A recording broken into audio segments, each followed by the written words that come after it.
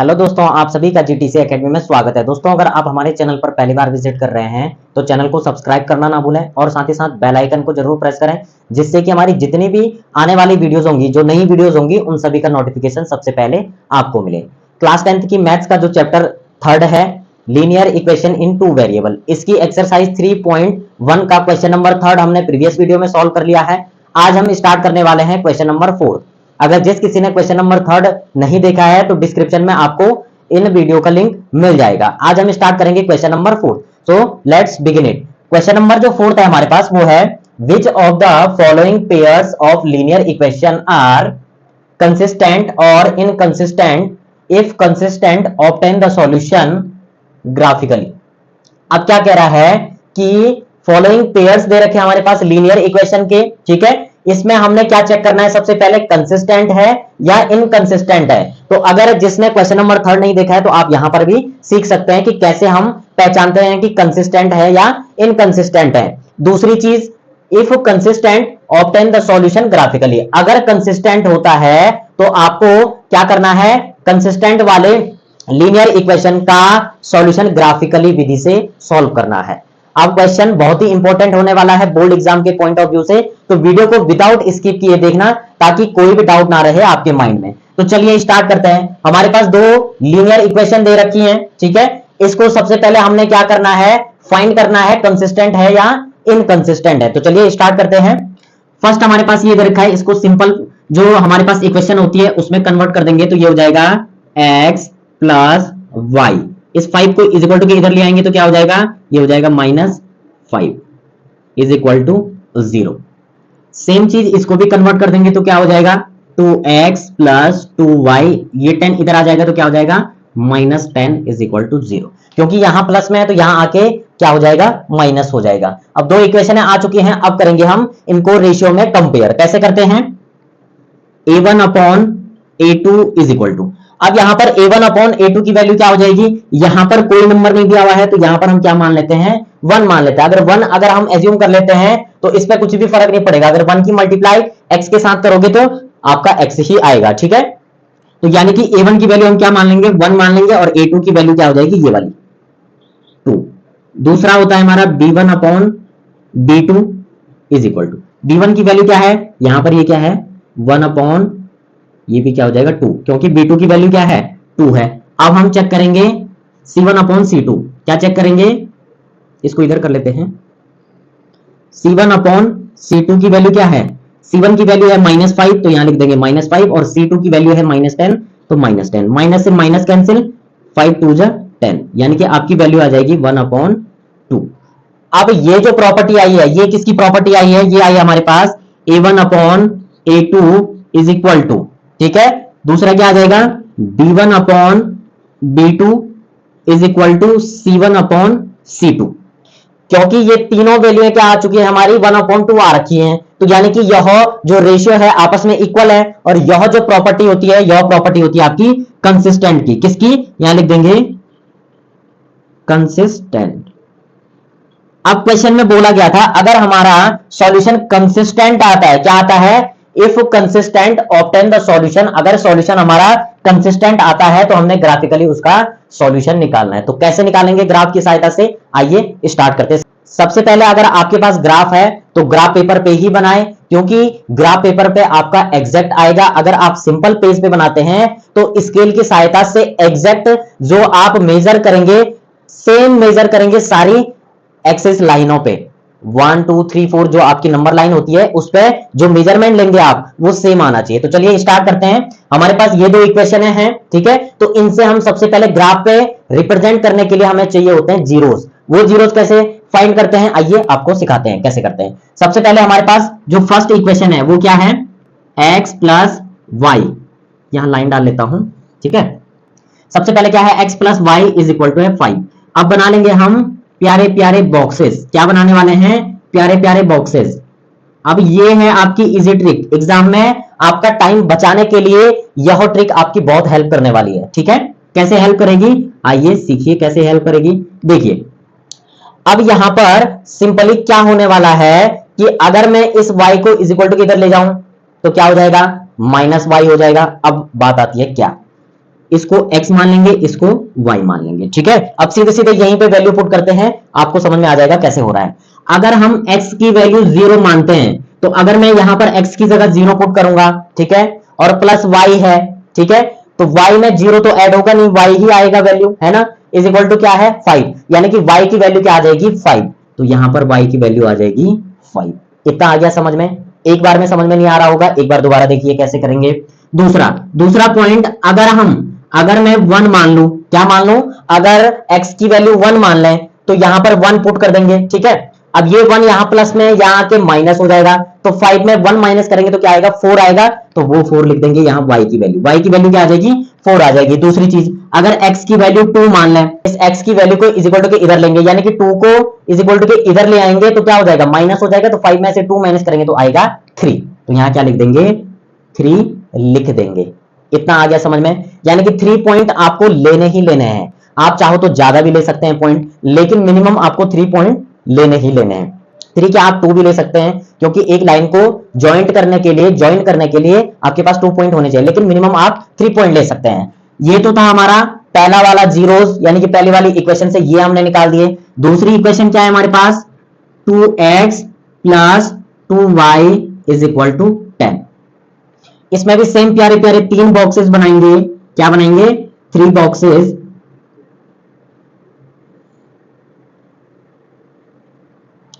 अब देखिए यहां पर सबसे पहले, अब आप सोच रहे होंगे कि सर आपने तो सिर्फ x की ही वैल्यू ली है, y की वैल्यू क्यों नहीं ली है, ऐसे क्वेश्चन आ रहे होंगे माइंड में। तो इन क्वेश्चनों का आंसर क्या है, आप चाहो x की लो वैल्यू चाहे y की लो, दोनों की ले सकते हैं। ठीक है, अब इसमें मैं आपको सिखाता हूं y की वैल्यू के लिए आप क्या करोगे, अगर y की वैल्यू आप एज्यूम करते हैं। ठीक है, अगर हम y की वैल्यू क्या मान लें, y की वैल्यू अगर हम 0 मान लें, ठीक है जी, अब y की जगह 0 पुट करेंगे तो 2 की मल्टीप्लाई 0 के साथ होगी तो 0 ही आएगा। इधर क्या है आपका 2x, अब ये 2 यहां मल्टीप्लाई में है तो यहां के अपॉन में चला जाएगा, अब अपॉन में चला जाएगा 2 से 10 कट जाएगा 5 टाइम, यानी कि आपके x की वैल्यू क्या आ जाएगी 5। अगर आपने y की वैल्यू 0 ली है तो x की वैल्यू आ जाएगी 5। दूसरी चीज, अगर हम y की वैल्यू 1 मान लें, क्या मान लें 1 मान लें, तो यहां 1 पुट कर देंगे, 2 1 जब 2 हो जाएगा। ठीक है, ये 2 इधर जाके क्या हो जाएगा माइनस हो जाएगा, यहां प्लस में है तो उधर जाके माइनस हो जाएगा, तो 10 में से 2 माइनस करेंगे तो 8 आएगा।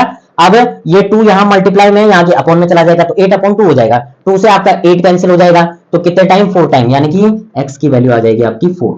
ठीक है, अब ये मैं इसलिए करवा रहा हूं, आप बोर्ड के एग्जाम के पेपर देने वाले हैं तो आपको इतनी कैलकुलेशंस हो तो माइंड में आनी चाहिए। अगर जिस किसी को कंफ्यूजन लग रहा है तो हमने एक्सरसाइज 3.1 के जो क्वेश्चन नंबर फर्स्ट का जो फर्स्ट एंड सेकंड पार्ट है उसमें 2 पार्ट है, आपको जीरोस निकालने सिखाए हैं, तो आप जाकर के देख सकते हैं, डिस्क्रिप्शन में आपको वीडियो का लिंक मिल जाएगा। ठीक है, अब लास्ट हम अगर y की वैल्यू 2 मान लें तो y की जगह हम 2 पुट कर देंगे, अब 2 के साथ मल्टीप्लाई होगा तो 2 2 जब 4 हो जाएगा, उस 4 को यहां ले जाएंगे तो माइनस हो जाएगा, तो 10 में से 4 माइनस कर देंगे तो 6, और 2 यहां मल्टीप्लाई में x के साथ, x को यहीं रहने देंगे, 2 इधर चला जाएगा तो 6 अपॉन 2 हो जाएगा, 2 से आपका 6 कैंसिल होगा 3 टाइम, तो दैट मींस आपकी x की वैल्यू क्या आ जाएगी 3 आ जाएगी। ठीक है, अब यहां पर ये तो हमने जीरोस निकाल दिए, अब आपको चाहिए ग्राफ, तो चलिए स्टार्ट करते हैं ग्राफ पे बनाना।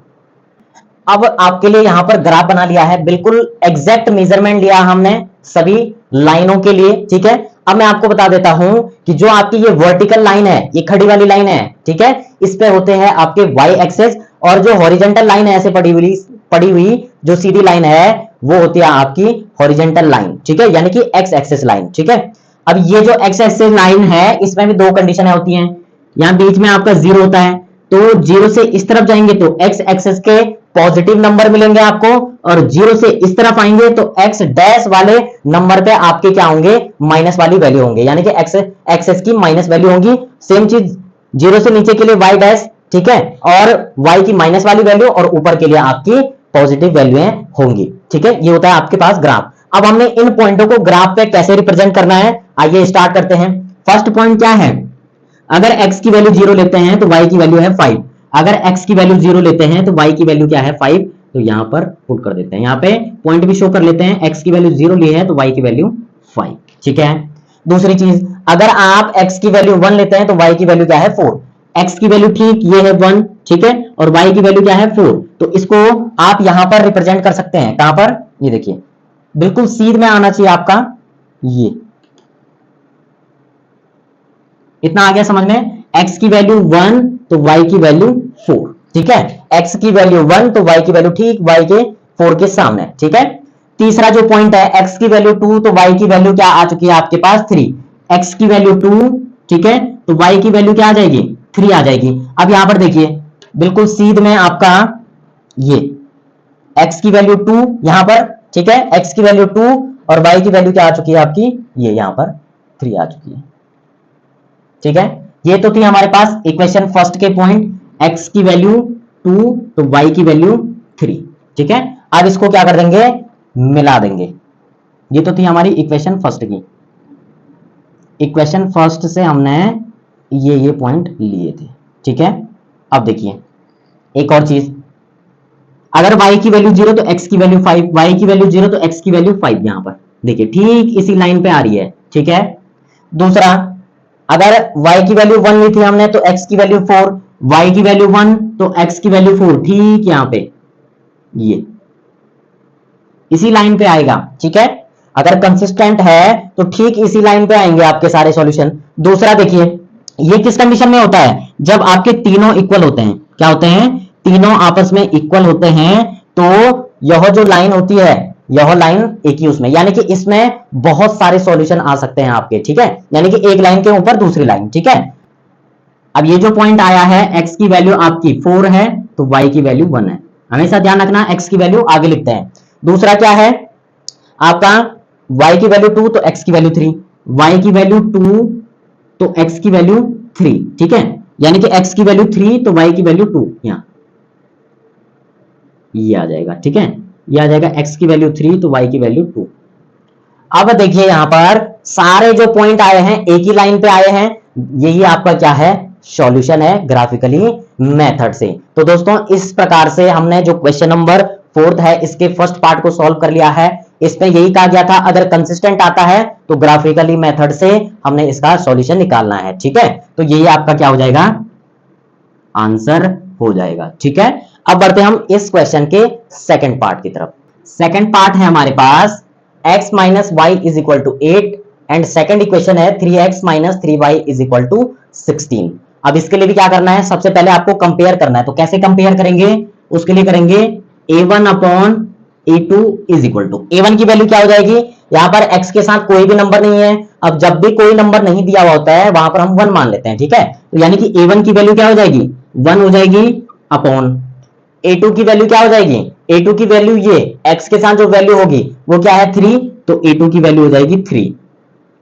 दूसरा b1 अपॉन b2, b1 की वैल्यू क्या होगी, यहां y के साथ कोई नंबर नहीं है, ठीक है, तो कोई भी नंबर नहीं है, इसका मतलब यहां पर हम क्या ले लेंगे 1 मान लेंगे।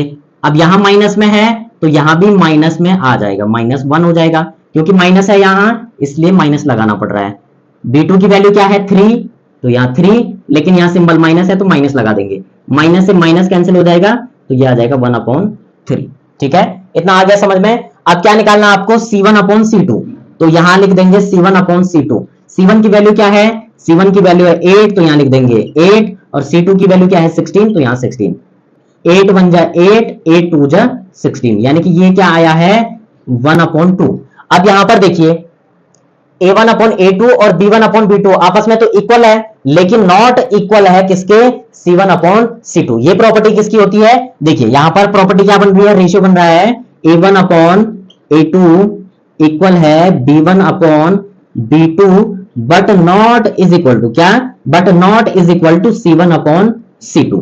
अब ये जो प्रॉपर्टी होती है आपकी, यह प्रॉपर्टी होती है इनकंसिस्टेंट की, किसकी, इनकंसिस्टेंट। तो यहां पर लिख देंगे linear equation are inconsistent, consistent. अब क्वेश्चन में क्या कहा गया था, सबसे पहले तो आपको चेक करना था कि कंसिस्टेंट है या इनकंसिस्टेंट, ठीक है, चेक कर लिया हमने इनकंसिस्टेंट है जी। दूसरी चीज if consistent obtain the solution graphically, अगर कंसिस्टेंट है तो ही आपको ग्राफ पे रिप्रेजेंट करना है। अब हमारा सॉल्यूशन क्या आया है इनकंसिस्टेंट, इसका मतलब हमने इसको ग्राफ पे रिप्रेजेंट नहीं करना है, ठीक है। तो दोस्तों इसी टाइप से बिल्कुल सिंपल वे में और फनी वे में आपको समझाया गया है। अगर कहीं पर कोई डाउट रहता है तो आप कमेंट में जरूर पूछें और अपने वैल्यूबल कमेंट जरूर दें, जिससे कि हमें और भी एनर्जी मिले और हम और भी एनर्जी और जोश के साथ आपको बहुत ही बेहतरीन तरीके से पढ़ाएं। अगर आपको वीडियो अच्छी लगे तो वीडियो को लाइक और अपने वैल्यूबल कमेंट जरूर दें और साथ ही साथ अपने दोस्तों को भी शेयर करें। इसके बाकी के दो पार्ट हैं उनको हम नेक्स्ट वीडियो में कवर करेंगे। तब तक आप इन क्वेश्चनों की प्रैक्टिस करते रहें। तब तक के लिए बाय बाय।